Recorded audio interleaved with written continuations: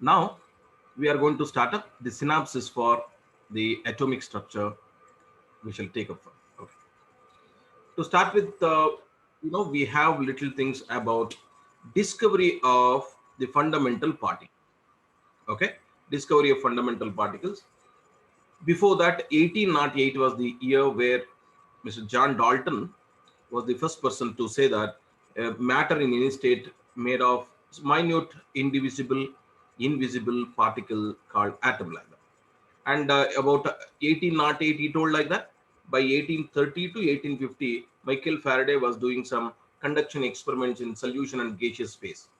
He was able to conduct electric current through solution and gaseous phase. If electric current has to be conducted through any substance, there should be charged particle. So this experiment gave a kind of hint for people to look for electron, proton. These are charged particles. So then it was J.J. Thomson, by discharge tube experiment, he discovered cathode rays. All cathode rays were having same particle, negative particle, and E by M ratio, charge to mass ratio he considered. It was found to be constant for all the particles. That means E by M ratio of that particle was same irrespective of the gas taken. That's the meaning. So he concluded there is a negative particle in the atom, and that negative particle is universal. It is there in all the matter, and that is electron. And then people thought there cannot be only negative particle, there should be positive also. Then they started with the same cathode ray experiment with perforated the cathode, like that. Then something called anode rays were emitted. Anode rays were found to contain the positive particles, but E by M ratio of positive particle in anode rays was different for different gases. But the E by M ratio, charge to mass ratio, was highest for the hydrogen gas. Okay, because hydrogen gas, as you know, it has only one proton in the nucleus, nothing else. Okay, so then they analyzed every gas is made up of similar particle that is found in hydrogen. It was multiple of that. Then they called the positive particle as a proton. The credibility will go to Goldstein. Goldstein has discovered proton. Then there ends electron, proton. That's where by around 1888 or 86, like that, all these things have been done. And after that, people started thinking about the structure of atom, how exactly electron, protons have been arranged. Neutron was not yet discovered. Then J.J. Thomson plum pudding model came into picture. Okay, he told that atom is like a plum cake or watermelon. It is also called watermelon model. And in that plum cake, fruits are like electrons, and the entire mass of the cake is like the proton. Or if it is watermelon, the entire fruit is proton and seeds are electrons. And he could only say that total positive charge should be equal to total negative charge of the electron. And the theory was too fundamental.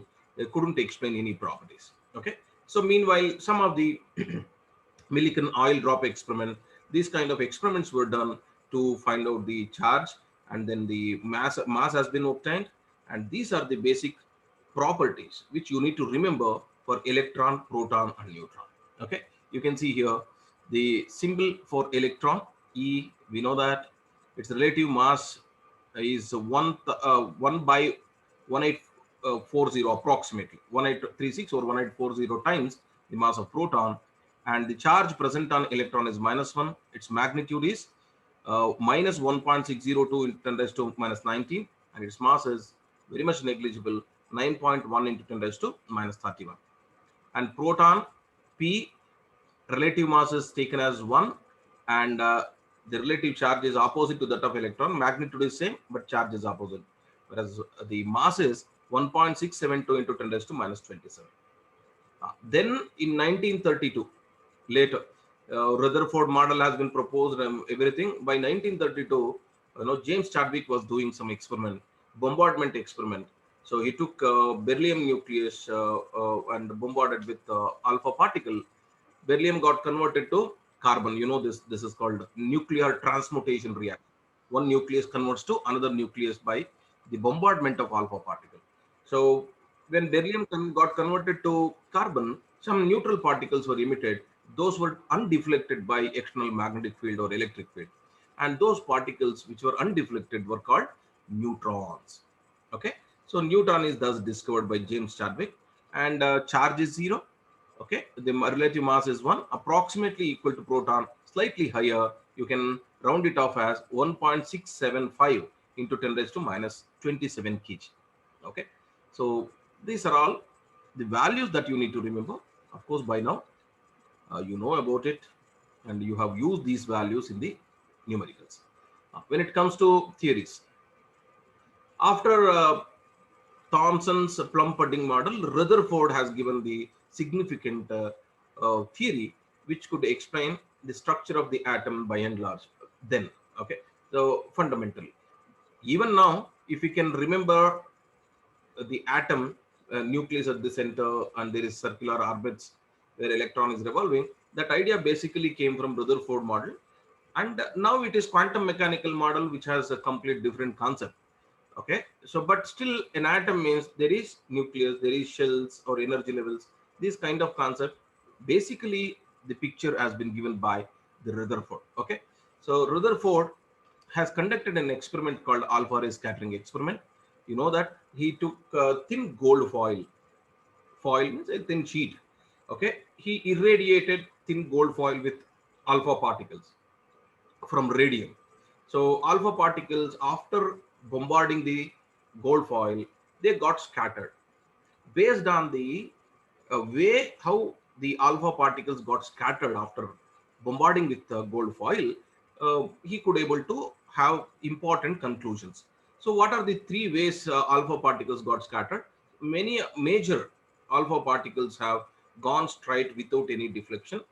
Very few got deflected by large angles. So very few, 1 in 20,000, retrace the path back. These were the three observations. Based on the three observations, okay, so he could make some of the important conclusions. You can see this. So if most of the alpha particles have to go straight, you can see in this diagram, the atom must be empty. Atom is majorly having empty space, and few of them got deflected by large angles. Alpha particles have positive charge, 2 units of positive charge, because alpha particle is nothing but helium nucleus. So alpha particle being positive, if there is something which is deflecting alpha particle, that portion in the atom must also be positive. And very few particles deflected by or retrace their path back. When I say that, that must be due to the nucleus portion which is there at the center is massive. It has lot of mass. That's why alpha particle which hits that small portion would retrace the path back. So he told the atom consists of two portions. One is empty, another one massive. The massive portion is a very small portion where the entire mass of the atom is concentrated, and that small portion which is massive and positive is called nucleus.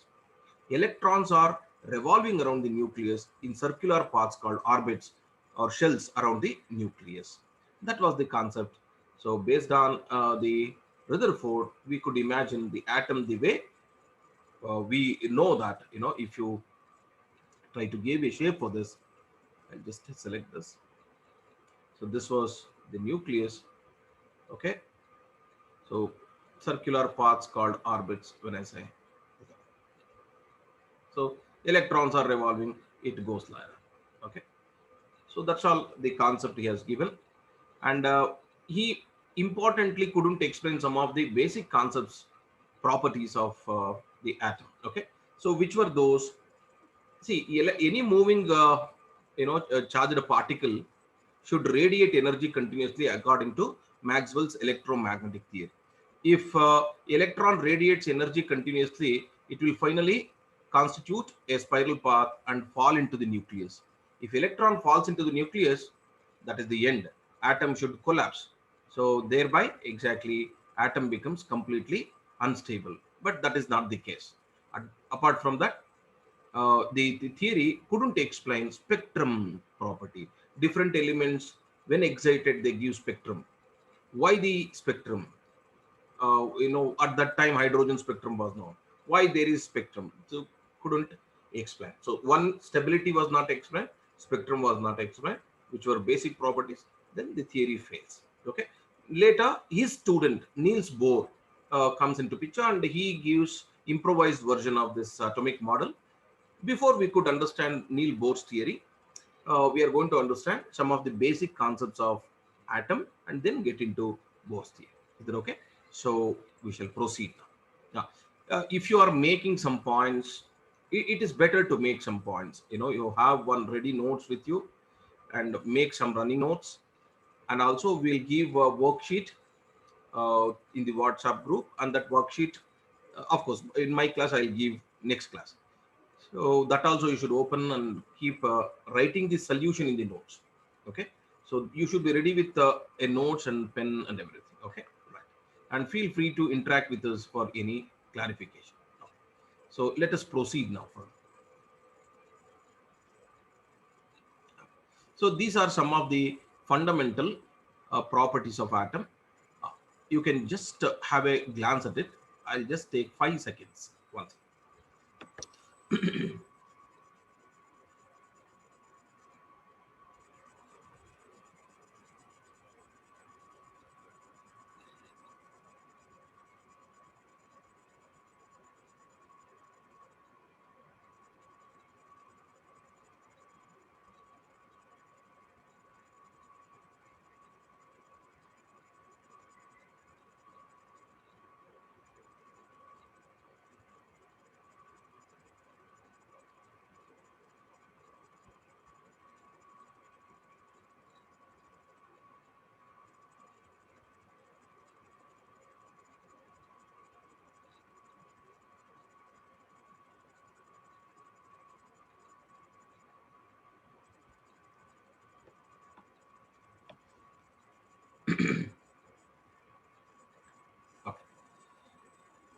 We shall proceed now.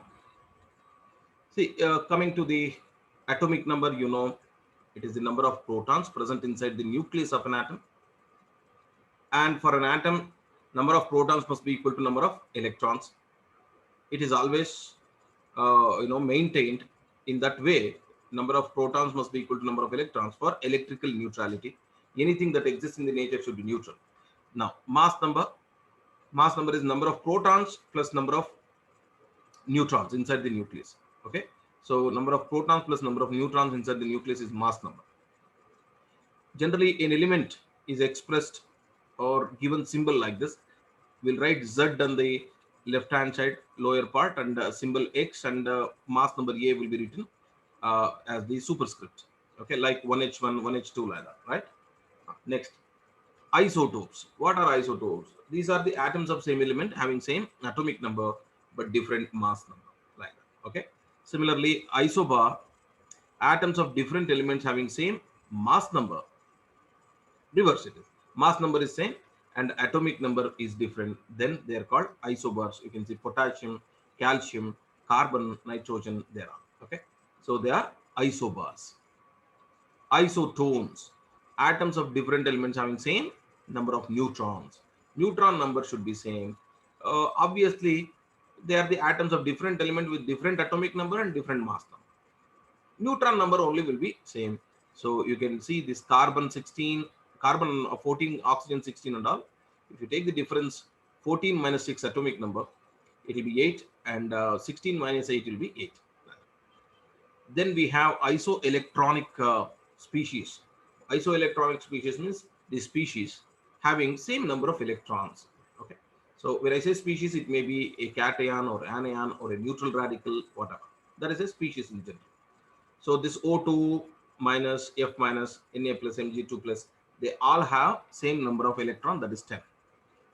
Two more important things to note, that is isodiaphers and isosteres.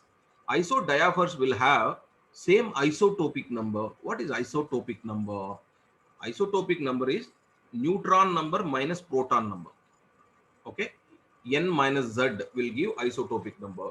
If N minus Z is same, then they are called isodiaphers. Okay. Similarly, isosteres, these are the species which contain same number of atoms and same number of electrons.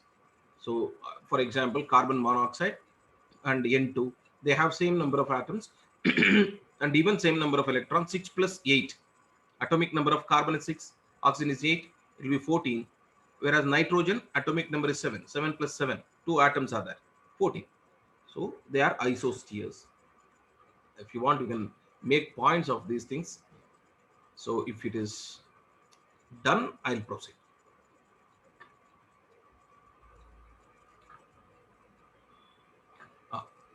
Shall I proceed, students? You know about isotopes, isobars and all. All that is required is isoelectronic species. Also, you must be knowing isodiaphers and isosteres. 2 points you write down. That's all. Rest you know.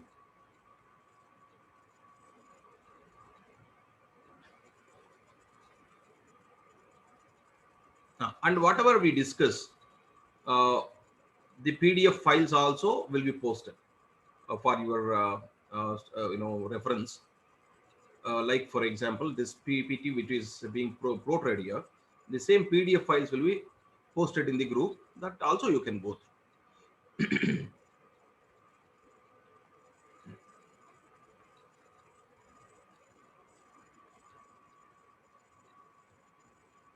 Shall I proceed now?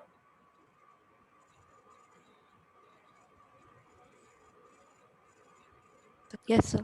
Okay, thank you. Then comes here electromagnetic spectrum. See, basically, what is a spectrum? What is a spectrum? Spectrum is a pattern of different radiations. It's a pattern of different radiations in which different radiations have been arranged in the increasing order of their wavelengths or even decreasing order, any one particular order. Okay. So pattern of radiations where different radiations are arranged in the increasing order of their wavelengths. That is what is a spectrum. Now in the nature, the radiations that we can see is very small portion, and the radiation that we cannot see is more in number in the nature. Okay, if you arrange all the different rays in the nature in the increasing order of their wavelength, then you get a entire spectrum, that is electromagnetic spectrum. Okay, electromagnetic spectrum. So this electromagnetic spectrum starts with cosmic rays of high frequency and low wavelength and goes all the way up to radio waves. Okay, so from cosmic rays to radio waves, wavelength increases. This is called electromagnetic spectrum. And to remember it easily, you better take one word from radio waves, beginning letter, microwaves, infrared, visible, like that, and make a word like this: R mu x gamma c. R mu x gamma c, you remember it as a name of a person or something like that. Gamma c is initial of the person. Just to remember, okay, one method. R mivux gamma c. What is R there? Radio waves. M for microwaves, I for infrared, V for visible, U ultraviolet, X-rays, gamma rays, cosmic rays. So what is that you need to know? From radio waves to cosmic waves, frequency increases. Wavelength has to therefore decrease because frequency and wavelength are inversely proportional. Now, uh, if they ask you in the electromagnetic spectrum, which radiation is high energy radiation? Which one is the high energy radiation? Sir, which will have highest frequency. So which is that? Cosmic ray. Okay. So in the same way as frequency increases, the energy also increases. So energy of cosmic radiations have highest is maximum when compared to radio waves, whereas radios have highest wavelength. Okay. And you can see in this entire range of electromagnetic spectrum, the visible rays are there between wavelength 380 nanometer to 760. Okay, so if you go from 380 to 760, some books also give 400 to 800 approximately. Okay, so any radiation of wavelength 380 to 760 can be seen by naked eye, otherwise they cannot be. Okay, so this is about electromagnetic spectrum. Now considering the dual nature of light. Light exhibits dual nature, particle nature and wave nature. The particle nature can be proven by experiments like photoelectric effect, whereas the wave nature can be proven by the experiments like reflection, refraction, diffraction law. If I consider light as a wave must have to have certain important characteristics or properties. So, properties of wave. A wave can be represented as up, down, crest, and trough like that, right? So, a wave will always be progressive in nature, it will be moving.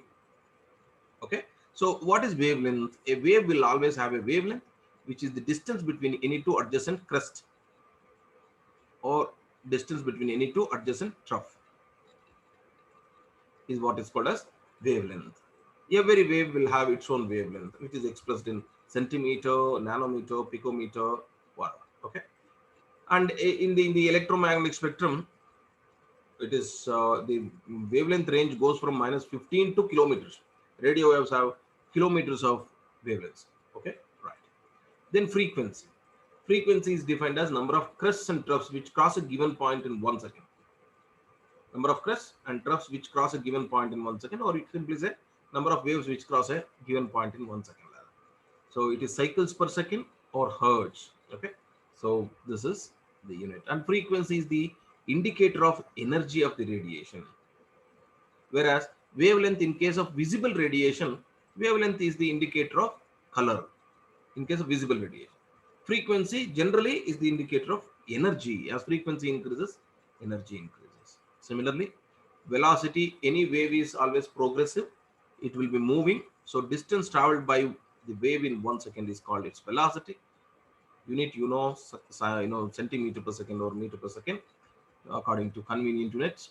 And this velocity can be calculated. C is equal to nu lambda. The product of frequency and wavelength will give velocity. And the velocity of radiation in air or vacuum is always constant, 3 into 10 raised to 8 meter per second. Okay. And when the medium changes, apart from air or vacuum, the velocity of radiation also changes. Correct? Right. Then comes wave number.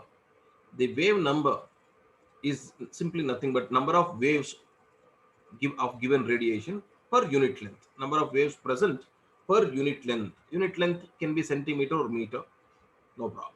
So number of waves present per unit length or per centimeter, you can say anything, is called wave number. It is given as reciprocal of lambda, wavelength. So nu bar, we call nu bar is equal to 1 by lambda. Lambda is in centimeter or meter. So unit of nu bar becomes per centimeter or per meter. Okay. Then a wave will have one more property, that is amplitude. What is amplitude? The maximum displacement of a crest or a trough, or the height of a crest or a trough, is called the amplitude. Okay. So when you take this wave representation, so amplitude will be this,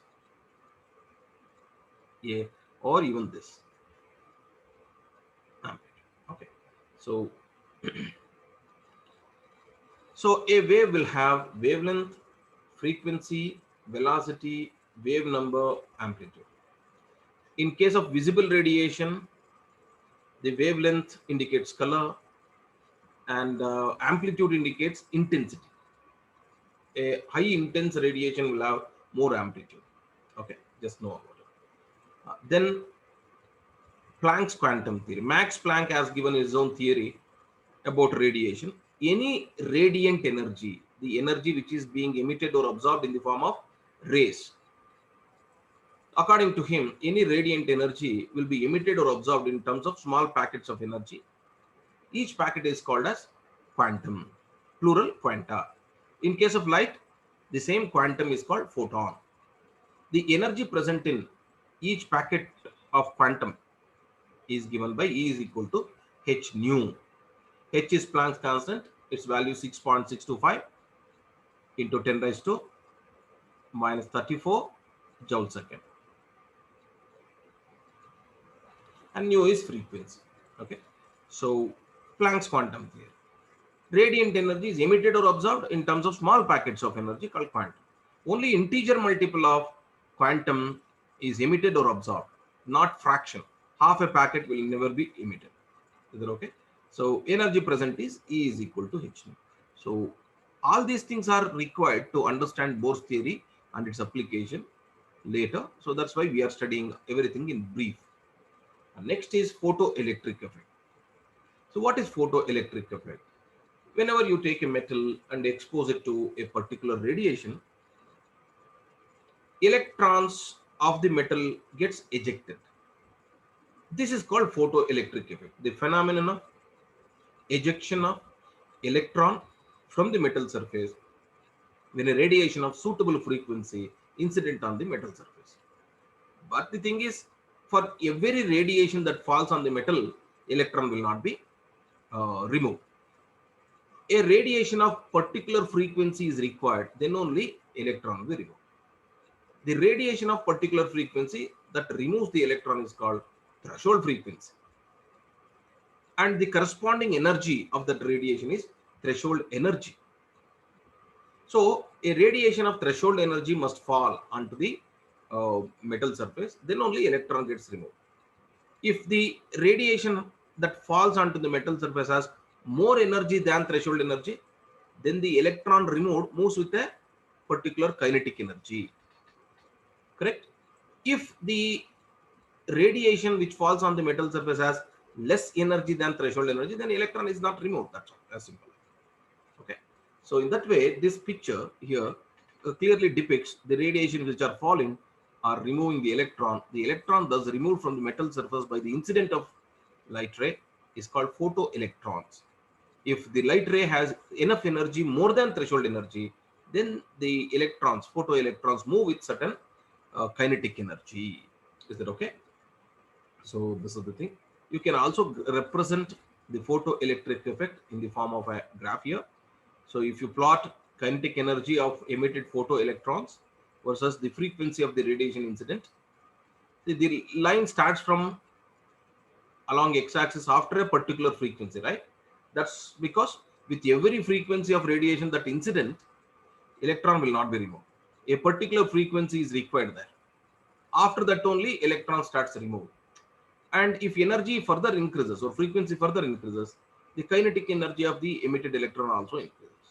So in that way, the graph has to start after a particular frequency along x-axis. Okay. So this is the thing. If you write an equation for photoelectric effect, see energy of the incident radiation.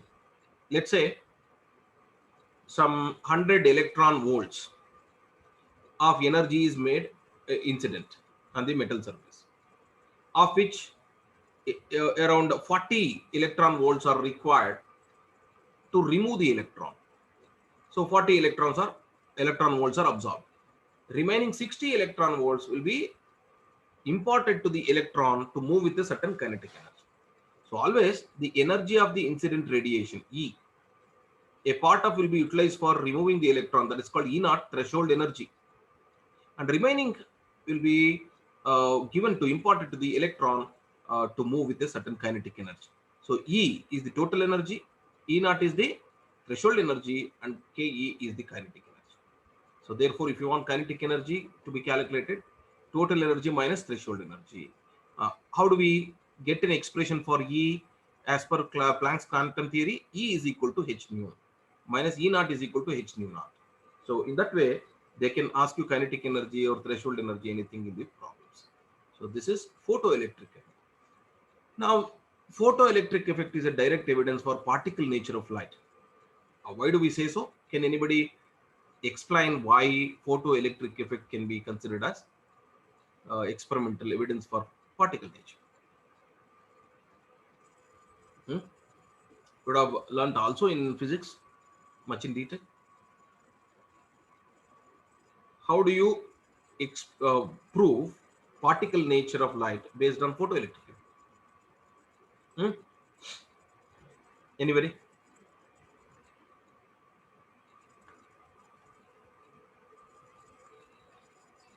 Shraddha, Ujjwal, some people will be responding always, right? Come on. You don't know?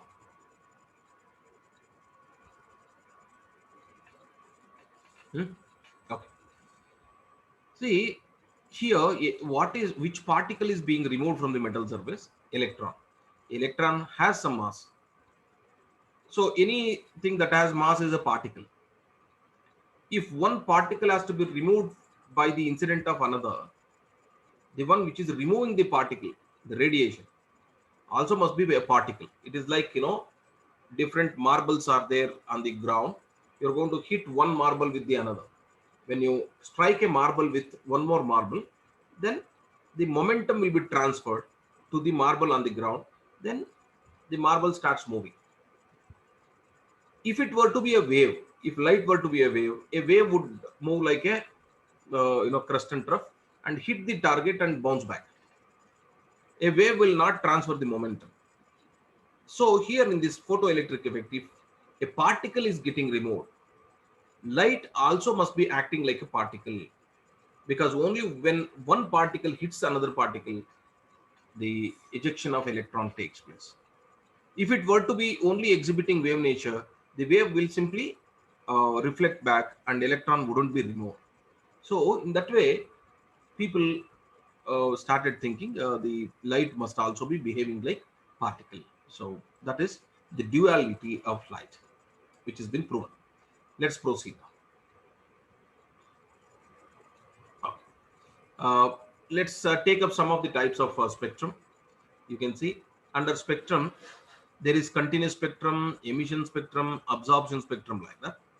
Continuous spectrum means simply the spectrum where one wavelength will overlap with the other. Okay, for example, the spectrum obtained from sun, this Vibgayar, okay, visible spectrum. So the moment the violet fades away, indigo starts. The indigo fades away, blue simultaneously starts. There cannot be clear demarcation. What is emission spectrum? Emission spectrum is the spectrum which is obtained by emitting the absorbed energy by a substance. Emission spectrum. Okay, you take a substance and supply energy. Energy is absorbed, and after some time, the absorbed energy will be re-emitted. If you pass that one, the emitted energy through prism, you will get a spectrum. That spectrum will have sharp lines in the dark background. That is what is emission spectrum. Then what is absorption spectrum? Now you have taken a substance, you are going to supply energy. Substance absorbs some part of energy and re-emits, then it becomes emission spectrum. So out of total energy supplied to the substance, a part of energy is only absorbed. Remaining part is transmitted out. Okay, if you supply some 200 joules of energy to a substance to get excited, a part of energy is absorbed, around say 80 joules will be absorbed. 120 joules will be dissipated or transmitted simply. If you pass the transmitted radiation through prism, then you get a spectrum. In that spectrum, the absorbed energy will not be seen, or absorbed frequencies or wavelengths will not be seen in the transmitted light. So thus, this transmitted light, when passed through the prism, it will get a spectrum where there will be a bright background and in between dark lines will be there. Those dark lines corresponds to the energy absorbed, and those dark lines will have their appearance in the emission spectrum. You can see here very clearly this absorbed emission spectrum and absorption spectrum. There is a bright line in the emission spectrum. At the same position in the absorption spectrum, there is a dark line. So if you combine emission and absorption spectrum, then it is the total energy supply. Okay, so this is the spectrum which also you should know to understand Bohr's theory and its application. Then comes how to get hydrogen spectrum. Hydrogen is an element. Any element can be subjected for excitation and you can get a spectrum. The spectrum obtained from elements are characteristic of that particular element. What does it mean? You take spectrum from hydrogen, take spectrum from oxygen, nitrogen, carbon, or anything like that. Every spectrum will be unique, and spectrums can never be similar. The spectrum of hydrogen would be different from oxygen, will be different from nitrogen, and thus the spectrum of elements and substances become tool for the analysis, and later it becomes a big branch called spectroscopy, And spectroscopy is the branch which uses spectrum for analysis. Let's say you have got some substance. You don't know what is the composition of the substance. There may be carbon, there may be oxygen, there may be sulfate or whatever. So what they do, they subject this substance, unknown substance, for spectrum analysis. And they know already if carbon is there, what kind of spectrum will be obtained. If sulfur is there, what. If oxygen is there, what kind. Then they do analysis and conclude the unknown substance may contain a compound with sulfur, oxygen in this ratio. So formula will be this much. So all these things can be obtained. That is spectroscopy. Okay. We'll see how to get hydrogen spectrum. Now, I told you to get spectrum, you have to supply energy, excite the substance. For that, hydrogen gas will be taken in a discharge tube. Simply, discharge tube is a glass tube with two electrodes, anode and cathode. And hydrogen, when taken in a discharge tube at low pressure by applying high potential, it absorbs energy, then it starts emitting energy. The emitted energy will be made to pass through a slit to get a narrow beam, and then through prism. And the component radiation gets separated. You can observe the spectrum thus obtained by an instrument called spectroscope, or you can incident the spectrum on the photographic plate and get the impression of that. So here in the diagram, you can see there is a photographic plate at the end, and spectrum will be obtained on that. And upon analysis, the hydrogen spectrum is found to contain 5 series of lines. 5 series of lines. Each series contains many sharp spectral lines. And 5 series of lines, thus, will be named after the discoverers, the scientists who discovered them. The 5 series of lines are Lyman series, Balmer, Passion, Brackett, Fund, and recently it's been found that there can be one more series, that is Humphrey series. Okay, so but in the syllabus we have studied up to Fund series, and recently they have also told that Humphrey series also contains infrared radiation. And each series has particular spectral lines from a particular part of electromagnetic spectrum. For example, Lyman series has UV radiation, ultraviolet radiation.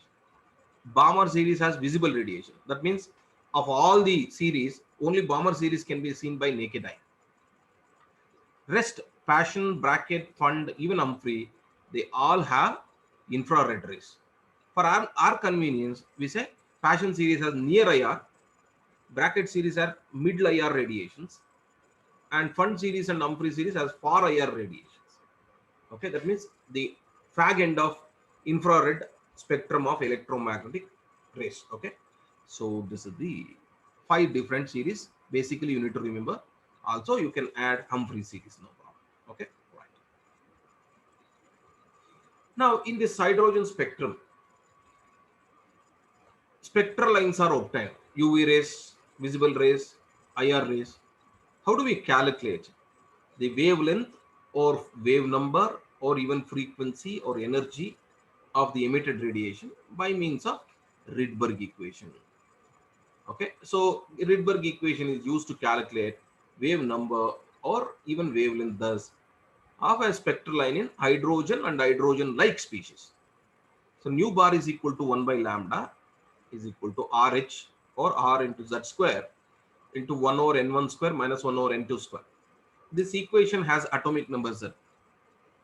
This equation can be used for calculating wave number of hydrogen spectrum or hydrogen like species spectrum. Okay, what is hydrogen like species?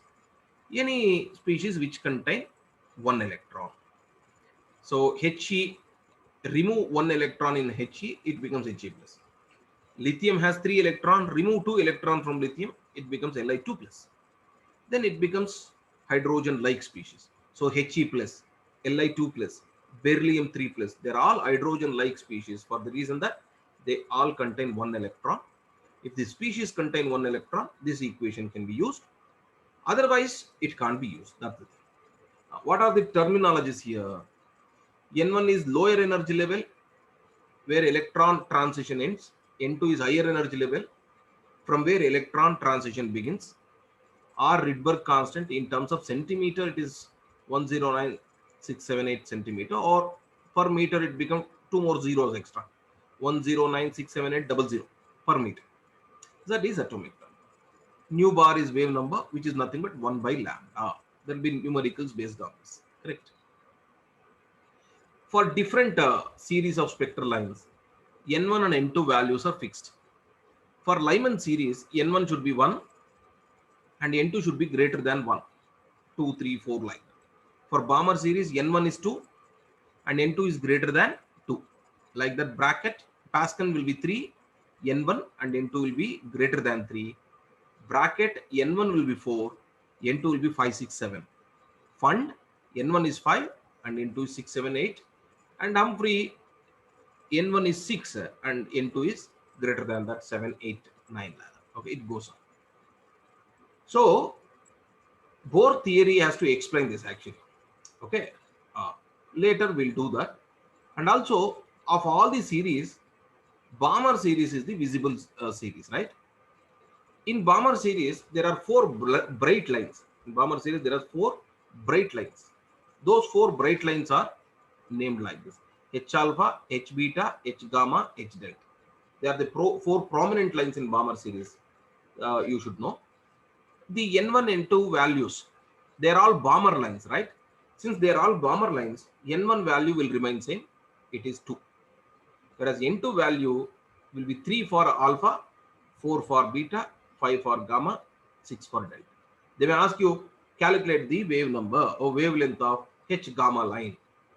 So you should know H gamma line, N1 is 2 and N2 is 5. Okay. So just have a note of it. So with all these things in mind, now we are getting into Bohr's theory and its applications. Okay. Niels Bohr was supposed to be the student of Rutherford. He improvised the theory and gave much more effective atomic model. Okay, there are 4 postulates. Importantly, you need to know the gist of the theory, because in competitive exams, what is important is the only summary of it and whichever numerical that can be set. Okay. The first postulates of Bohr's theory says atom consists of stationary states around the nucleus. Those stationary states have some energy associated. Hence, those stationary states are also called energy levels. Rutherford didn't use this term. He simply told circular paths called orbits, those shells. Here, those stationary states have some energy and they are called therefore energy levels. Indicated by letter N. N starts with 1. It can go up to infinity. And N cannot be 0. Because if N becomes 0, atom is meant to have no energy level, but it cannot be possible. So N cannot be 0. N should start with 1. Next, atom is stable. That was the major problem with Rutherford. Atom is not stable according to Rutherford because electron should fall. But Bohr says atom is quite stable. Why?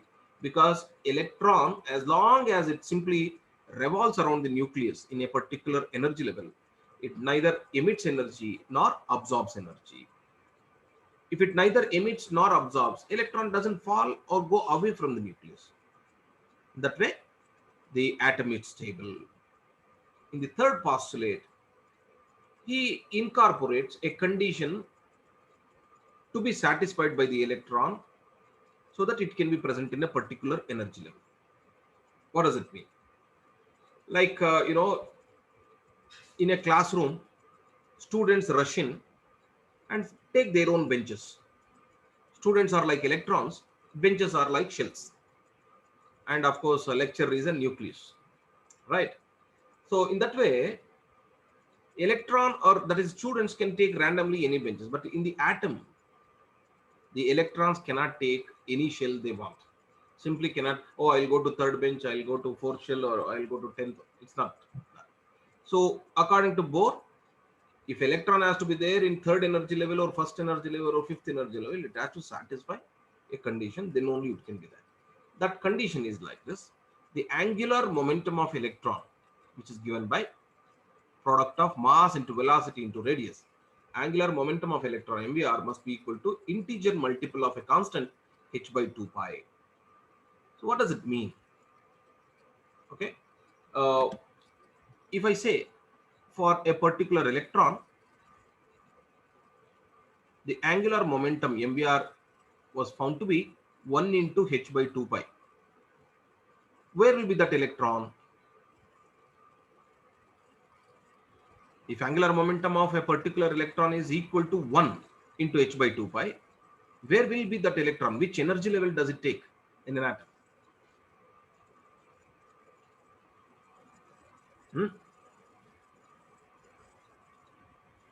What do you think? First energy level. Then that electron will be in first energy level. EL, right? If angular momentum is equal to h by pi, where will be the electron? Second shell. Pardon me? Second. So n is equal to 2. So that electron will be there in the second energy level. If MBR is equal to 2.5 h by pi, where will be that electron? Fifth one. Pardon me? Fifth, sir. Fifth energy level. Little near the mic and little louder. Okay, that's how exactly. So if MBR is equal to 5 h by 2 pi, where will be that electron?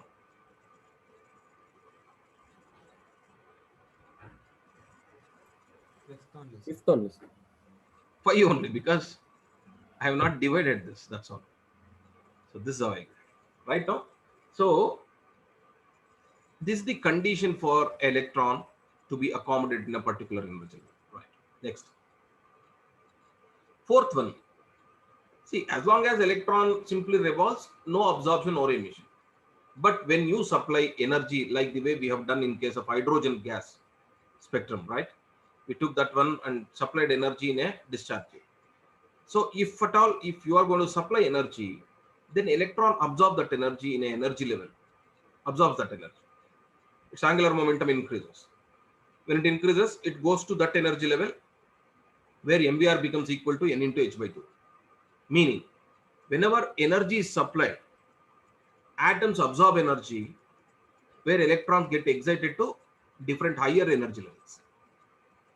Similarly, when electrons return back to lower energy levels, the difference in energy will be emitted out. So absorption of energy makes electron gets promoted. De-excitation of energy, de-excitation of electron makes energy liberated. So absorb, go higher energy level. Liberate energy, come to lower energy level. So just know. If electron jumps from second energy level to the first energy level, then difference in energy E2 minus E1 will be emitted in the form of a light radiation. That fourth postulate importantly explains the spectrum of different elements. Okay, that's the important application of that. Okay, right. So those are some of the postulates of Bohr's theory, and importantly, Bohr has to explain now the hydrogen spectrum. Hydrogen atom has only one electron. Despite of having one electron, hydrogen spectrum has complex. It is a complex spectrum. It has 5 different series having spectral lines from different part of electromagnetic spectrum and all. The theory has to explain this now. The theory says simply like this. Hydrogen atom contains electron in the first energy level generally. Why? Because first energy level is the ground state. It has lowest energy. So hydrogen atom will have electron in the ground state. When energy is supplied, the electron in the ground state absorbs energy, gets promoted to higher energy levels. In the higher energy level, energy is more, stability is less. So it will come back to lower energy levels by emitting the energy. That is de-excitation takes place.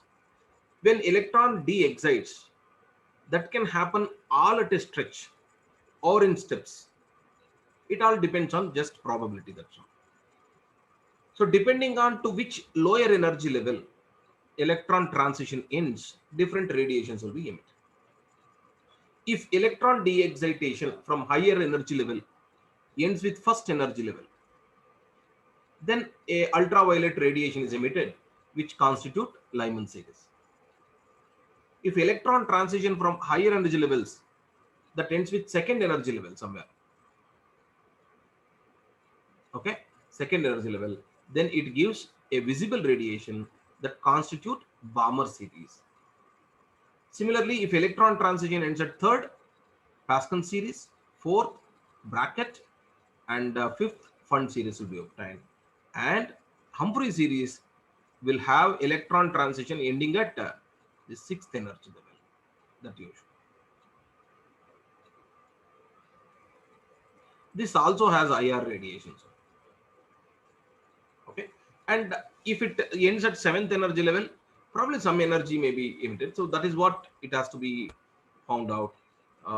You can take up the task, and later you can have some kind of discovery. Seventh energy level can be some series like that you can name. So this is about explanation for the hydrogen spectrum based on Bohr's theory. Is that okay?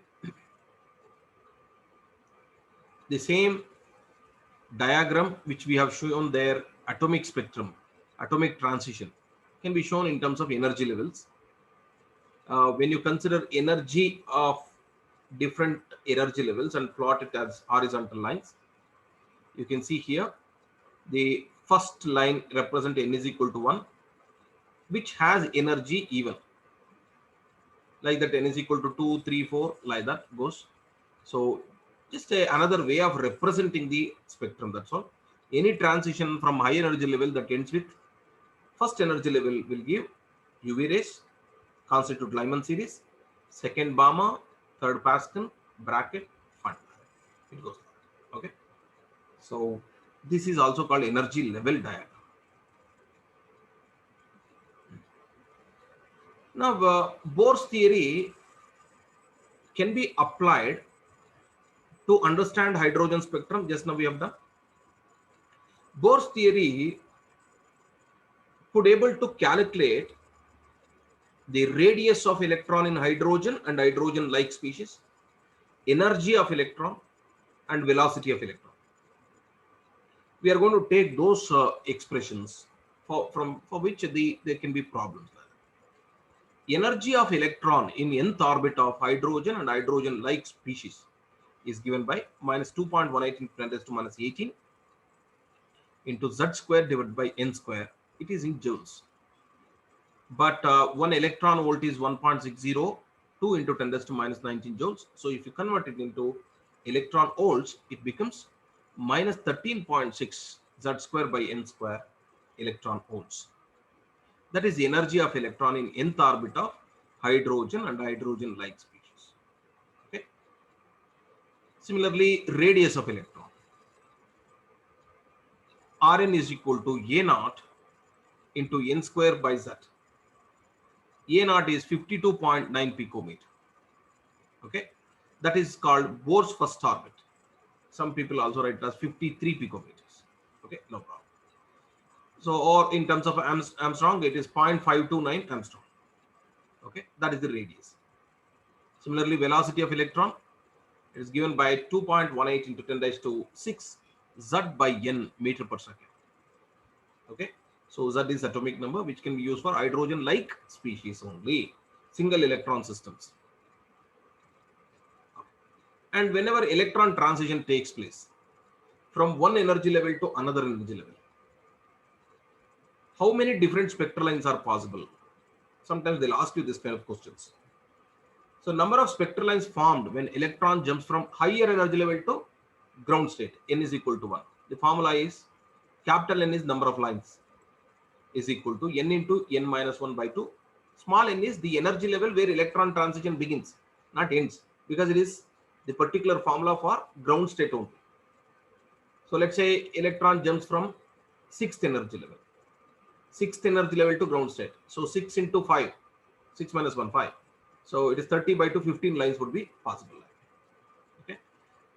If electron transition takes place between different energy levels, not ground state, then the formula is N2 minus N1 into N2 minus N1 plus 1 by 2, where N2 is higher energy level where electron transition begins, N1 lower energy level where electron transition ends. Let's say the electron transition takes place from 8th energy level to 4th energy level. N1, N2 is 8, N2 is 4, and you can calculate accordingly. Okay, so these are the formulae you need to know. And also one thing to know about this energy expression is there is a negative sign here. Okay, so you must be knowing by now the negative sign in the energy expression. Generally it should not be there, but because energy can't be negative, but still negative sign is given. What could be the reason? Anybody tell me? What is the reason for negative sign in energy expression for electron in hydrogen and hydrogen like species? Sir, when electron is excited or de-excited, the change in energy will be negative, sir. So negative sign makes it positive again. No, no, that's not the correct reason, Ujjwal. During the excitation it absorbs, during de-excitation it emits. It's fine, but this negative sign, this formula is actually used to calculate what is the energy of electron in a second, in a particular shell, like second shell or third shell, 10th shell. What would be its energy? Can it be negative? Hmm? Can anybody tell me?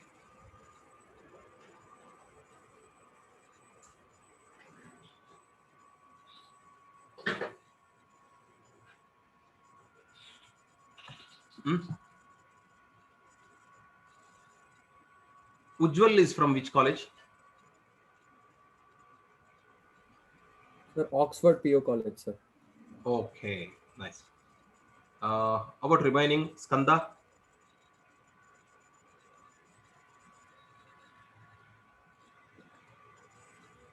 Skanda? Where is skanda? Huh? Skanda, can you hear me?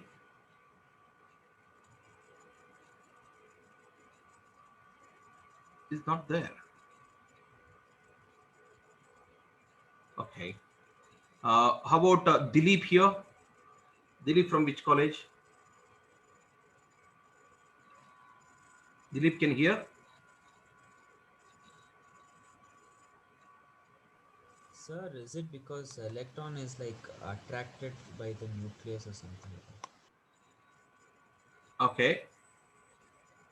that? Uh, And who, also electron has to, overcome that attraction force and then. he is Yatin. Yatin is speaking, right? Yes, sir. It's Yatin is from which college? VVS sir. Okay. Okay. So it's because electron is attracted by the nucleus, correct? Okay. Maybe, sir. I'm not sure. Yeah, that's actually the correct answer. See, whenever electron moves towards the nucleus and the electron will have the force of attraction. You know, whenever there is a force of attraction between any two atoms or any two things, energy is released. The energy decreases during attractive force. Energy increases during repulsive forces always.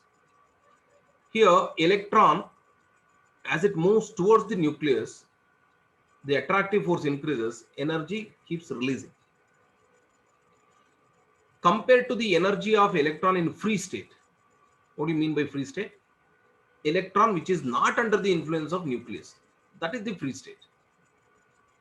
So compared to the energy of electron in the free state, the energy of electron in a particular state would be less by this much energy. That's the meaning. For example, it will be easy to take this electron volt expression. You can substitute here for hydrogen, Z is equal to 1. For first energy level, N is equal to 1. For hydrogen, Z is 1. Let's take for first energy level, N is equal to 1. So how much is energy of first energy level? So it will be minus 13.6 into 1 square by 1 square, 1. So this much electron.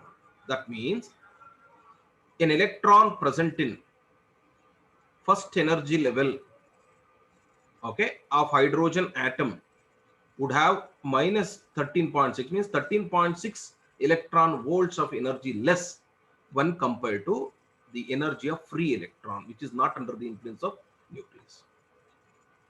Correct? So like that, when you go further for second energy level, 13.6 divided by 2 square becomes 4.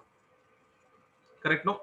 So then energy of the electron in the second energy level would be little higher than that of first energy level, because it is at a distance far away from first energy. It goes further. So this is the meaning of that negative sign.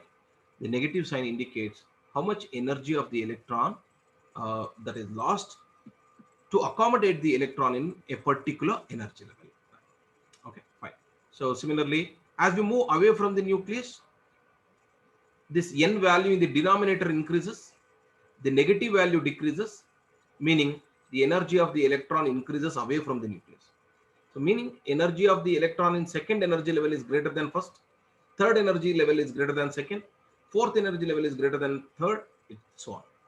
So energy increases as we move away from the nucleus. What about radius? Obviously, radius means distance from the nucleus to the electron orbit is what is radius. So as we move away from the nucleus, radius also increases. Velocity, you can see n is there in the denominator. As n increases, velocity of electron decreases. That means energy velocity of the electron in second orbit is lesser than first orbit. Third orbit is lesser than second. It goes on. So this is about different formulae you need to remember. Let's proceed. Yeah. See, Bohr's theory has certain merits. The theory could able to explain hydrogen spectrum and hydrogen-like species spectrum.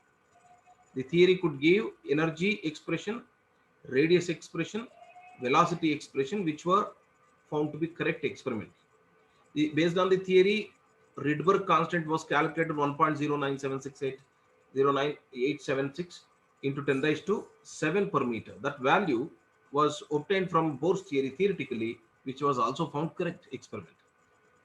There are certain merits, but the theory couldn't explain some of the things, like if atom contains more than one electron, it is multi-electron system. Multi-electron system and their spectrum was not explained by Bohr's theory. It becomes complex, that's why the theory didn't explain. And the theory couldn't explain splitting of spectral line in external magnetic field. If a spectral line is being passed into external magnetic field, it splits into two. That is called Zeeman effect. The same spectral line, when it is passed through external electric field, it splits into two. That is the Stark effect. Splitting of spectral line in magnetic field, Zeeman effect. Splitting of spectral line in external electric field is Stark effect. Why such kind of thing? The theory doesn't explain. Similarly, you take a hydrogen spectrum, hydrogen spectral line, one line, okay, and pass it through a high resolving spectroscope.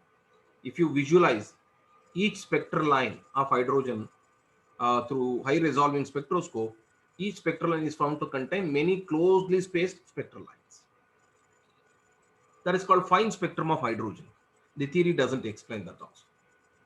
So there were considerable demerits. Important demerit of Bohr's theory was the Bohr's theory goes against in its concept when compared to the modern theories like de Broglie's matter wave, Heisenberg uncertainty principle. Okay, so fine. What is de Broglie matter wave? Matter, material, wave associated with the matter is what is matter wave. Okay, right. De Broglie simply said, see, light radiation doesn't have mass.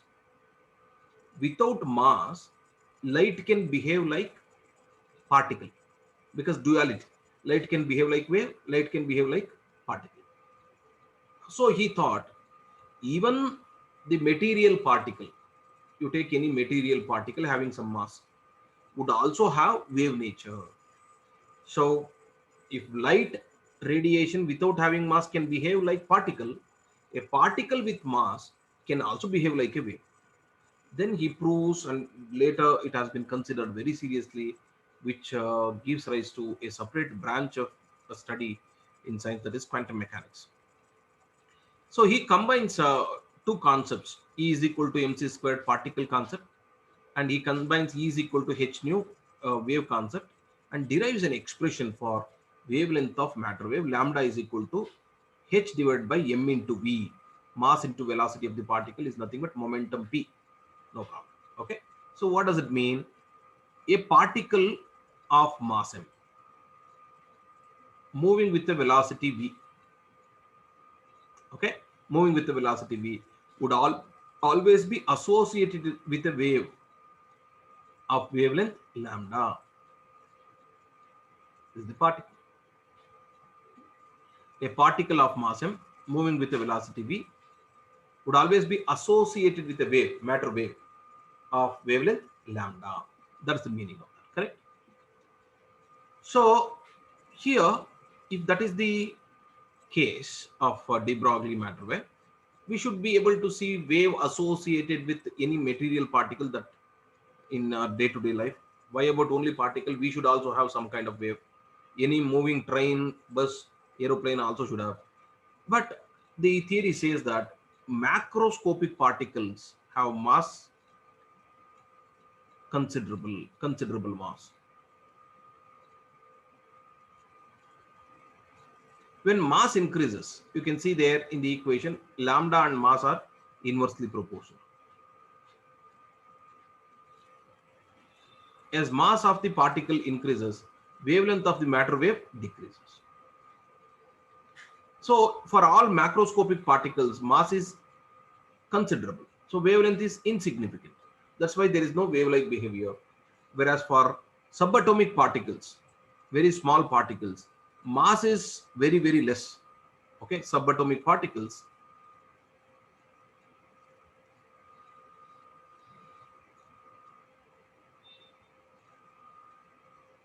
Mass is insignificant, very less. And therefore wavelength associated becomes significant.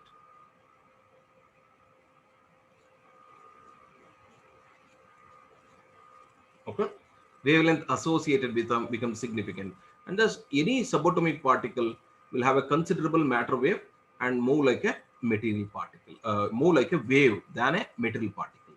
Okay, so that is the concept given by de Broglie. When you implement that one to see how exactly particles move, electron move inside the atom. See, this dotted line indicates the de Broglie. This dotted line indicates Bohr's concept. Okay, it is two-dimensional path,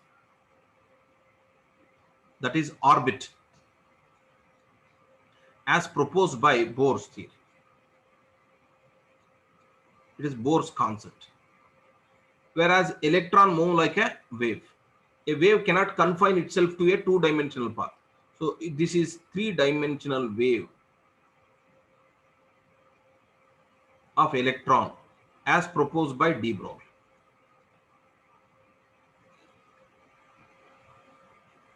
So if de Broglie theory has been proven, obviously the concept of Bohr, that is two-dimensional path for electron, must be wrong. So the theory, Bohr's theory, suffers a setback after this concept, de Broglie matter wave, has been introduced. Okay, so remember this equation, lambda is equal to h divided by m into v. There will be numericals on that. Next concept, which became again a reason for serious blow of this Bohr's theory, is Heisenberg uncertainty principle. He says it is impossible to determine both position and momentum of a subatomic particle like electron also simultaneously and accurately. We can't determine both simultaneously and accurately. So he gives a mathematical equation for that. So delta x is uncertainty or error. Delta x indicates what? Error in the measurement of position. Delta p indicates error in the measurement of momentum, and that product should be greater than or equal to h by 4 pi. Okay, so where h is Planck's constant and 4 pi, you know. So delta x is error in the measurement of position, delta P, error in the measurement of momentum. So delta P is equal to mass into velocity, change in velocity. You can also write uncertainty momentum, mass into uncertainty into velocity. Okay. So again, there will be numericals on this. The important conclusion that we can derive out of Heisenberg uncertainty principle is, see, if this is the nucleus and this is the energy level.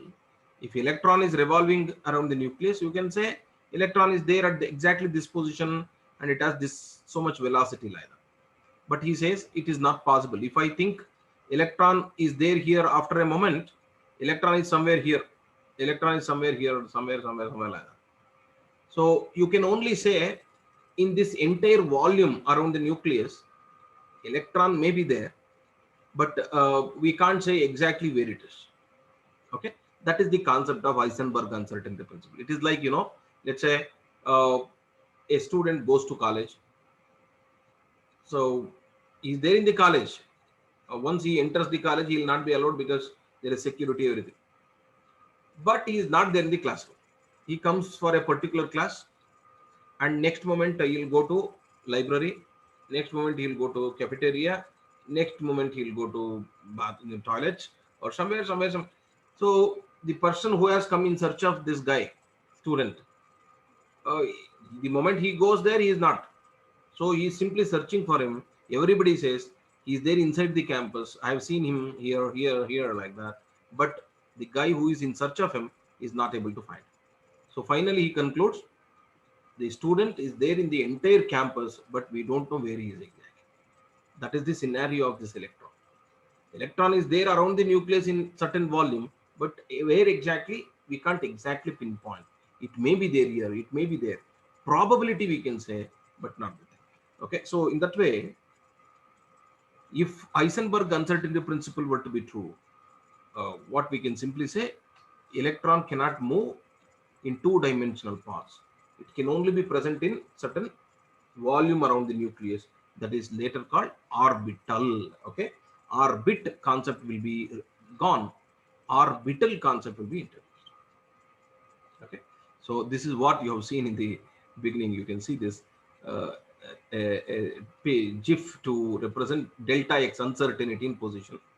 Momentum is velocity. The velocity is also uncertain. So certain velocity means any one direction.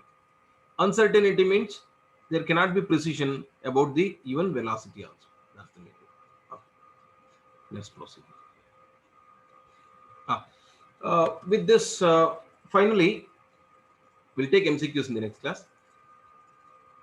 Based on Heisenberg uncertainty principle and de Broglie matter wave, the two-dimensional path of electron, that concept has been abandoned by these two theories. Then orbit concept has been removed. Then it was only orbital concept which was introduced. Orbit. So what is orbital? Orbital is three-dimensional region in space where probability of finding electron is maximum. So when I say S orbital, for example,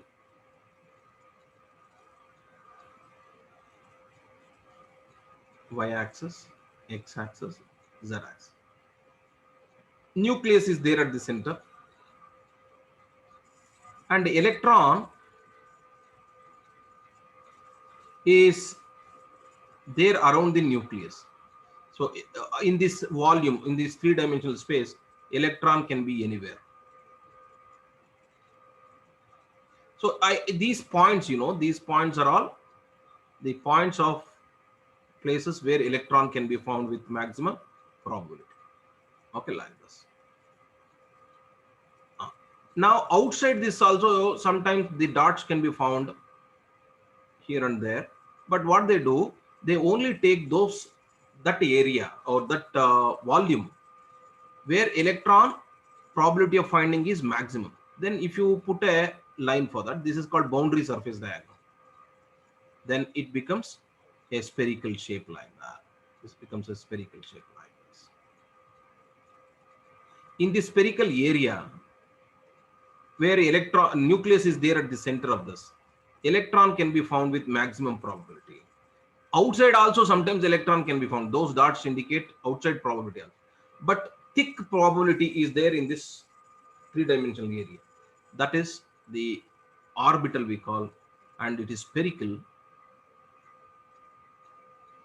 and that is s orbitals.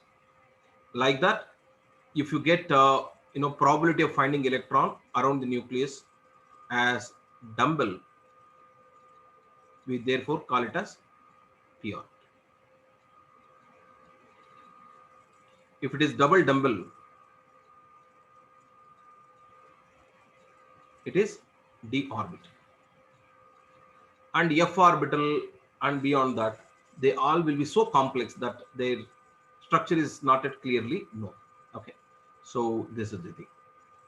And there is only one s orbital. That's why we represent it with one box. There are three p orbitals, so we symbolically represent with three boxes together. And d orbitals, there are 5 d orbitals. And similarly, f orbitals, there are 7 f orbitals. 1, 2, 3, 4, 5, 6, 7. So this is it. Okay.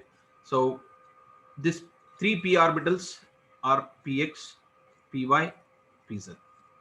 5 d orbitals, dxy, dyz, dxz, dx square y square, and dz square. And this is not known correctly. So these are the orbitals. So I can simply say the path of electron is orbit. The home of electron is orbital. In a home, electron can be found anywhere. Okay. So this is the concept. Okay. In the next class, what we'll do, we'll take MCQs pertaining to this portion. And in my introduction class last week, I spoke about quantum numbers. No problem. The next class, we will speak about quantum numbers and rules governing electronic configuration. We'll take MCQs of that. Okay. So if you have any doubts or anything to be cleared, you can please feel free to ask me. Please try to interact. Don't be shying away and all those things. Okay. You should be feeling free to interact with me or any teacher here. Okay. If you have any doubts, you can ask me. Come on. Or see, this is the synopsis part. Then we have to take MCQs. Should I little slow down, or the speed is okay, or what is exactly your opinion? Because synopsis generally will not be in detail. Anyhow, I have covered all the concepts. If you say little more, slow or anything like that, I can try next class. What do you say? I feel your speed is perfect. Ethin, little more louder. I feel your speed is perfect, I said. Okay, what about remaining? There may be some people who are feeling maybe fast or slow, something like that. Ujjwal? Sir, it's fine, sir. Okay. Okay. So hope it is fine for everybody. If anybody wants to add, you can definitely. If you have any doubts, you can ask me. Otherwise, we shall wind up for today. Okay. Any doubts?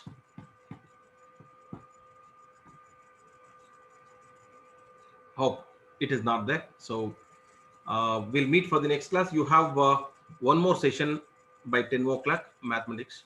So you can come back for that. Okay. So till then, take care. We'll meet for the next class. Thank you. Bye-bye. Thank you, sir. Thank you. Thank you. Thank you, sir. Thank you. Thank you, sir. Thank you.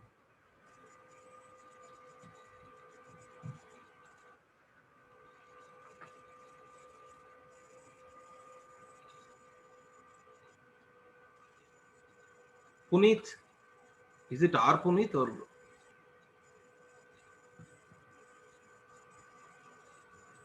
Srihari? Who is this Srihari?